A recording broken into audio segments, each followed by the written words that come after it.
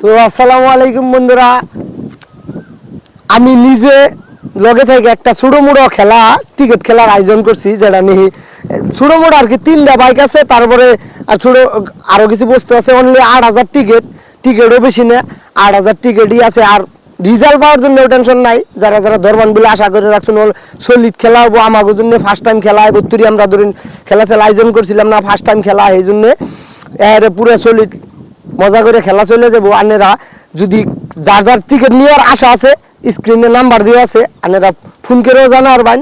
আর হোয়াটসঅ্যাপে মেসেজ করলে টিকিট পেয়ে যাবেন গা।